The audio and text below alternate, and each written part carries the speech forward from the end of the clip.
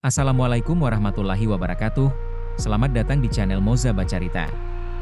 Kali ini kita akan menceritakan sebuah kisah yang sangat menarik dan menjadi inspirasi buat kita semua, yang akan memberikan kita pelajaran sangat berarti dan juga kisah menarik dan penuh kejutan untuk memahami pesan dari kisah kali ini. Simaklah video ini sampai habis, sebab kisah penuh inspirasi ini akan memberikan pelajaran yang sangat berharga bagi kita semua. Di sebuah gang kecil di pinggiran kota Yogyakarta, hiduplah seorang ibu bernama Bulastri.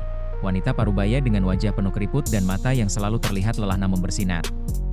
Setiap hari, sebelum azan subuh berkumandang, ia sudah bangun dan mulai memasak nasi, tempe orek, telur balado, dan sayur tumis sederhana. Tangannya lincah, namun penuh kasih sayang. Semua masakan itu akan dibungkus dalam plastik dan kertas coklat. Nasi bungkus. Bismillah. Semoga habis semua hari ini, bisiknya lirih, sambil menatap langit yang masih gelap. Ia menggendong keranjang besar berisi 50 nasi bungkus. Tak peduli hujan atau panas, Bulastri akan berkeliling dari pasar, kantor kelurahan, hingga pos satpam dan terminal kecil. Satu bungkus ia jual dengan harga murah, hanya cukup untuk menambal kebutuhan harian. Tapi bagi Bulastri, itu bukan sekadar nasi, itu adalah tiket untuk masa depan ketiga anaknya. Bulastri adalah janda. Suaminya meninggal karena kecelakaan kerja saat anak bungsunya, Rani, baru berusia 2 tahun.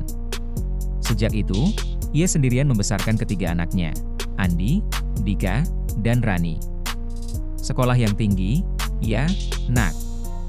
Biar hidup kalian gak kayak ibu, begitu pesan yang selalu ia ulang setiap malam, saat mereka berkumpul di tikar lusuh sambil makan bersama. Andi, anak sulung, sempat ingin putus sekolah saat SMA karena tahu ibunya terlalu lelah. Tapi Bulastri menatapnya sambil menahan air mata. Nak, jangan mundur. Ibu masih kuat, masih bisa masak. Tak ada hari libur bagi Bulastri. Ia pernah pingsan karena kelelahan, namun begitu sadar, ia kembali berdiri dan memasak. Kadang jika nasi bungkus tidak habis, ia akan memakannya sendiri sebagai sarapan, makan siang, dan malam, agar tak ada yang terbuang. Ada hari di mana dia hanya bisa membeli 1 liter beras, namun ia tetap tersenyum saat anak-anak pulang sekolah. Ia berlagak kenyang agar anak-anak bisa makan lebih banyak. Dan semua pengorbanan itu perlahan mulai membuahkan hasil. Tahun demi tahun berlalu. Dengan uang hasil menjual nasi bungkus, Bulastri berhasil membayar uang kuliah Andi di jurusan teknik sipil di Universitas Negeri.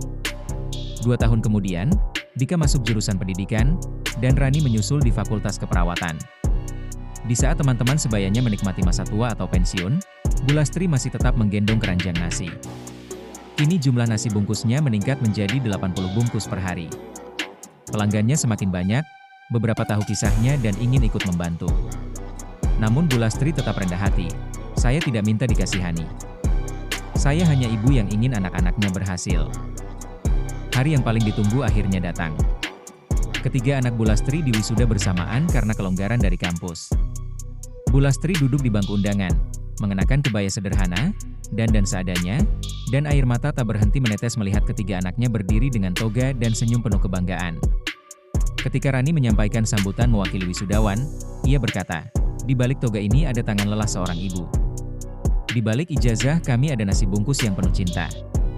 Terima kasih, Ibu, telah menjual setiap pagi agar kami bisa berdiri hari ini." Seluruh ruangan hening.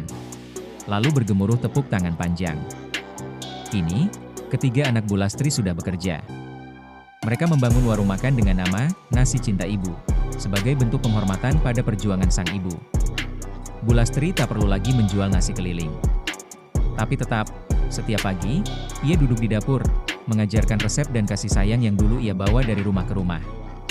Pastikan teman-teman sudah subscribe, agar tidak ketinggalan video menarik dan bermanfaat lainnya dari saya. Semoga pesan dari kisah ini bisa menjadi pelajaran bagi kita semua.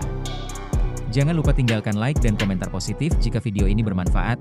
Terima kasih sudah menonton dan sampai jumpa di kisah berikutnya.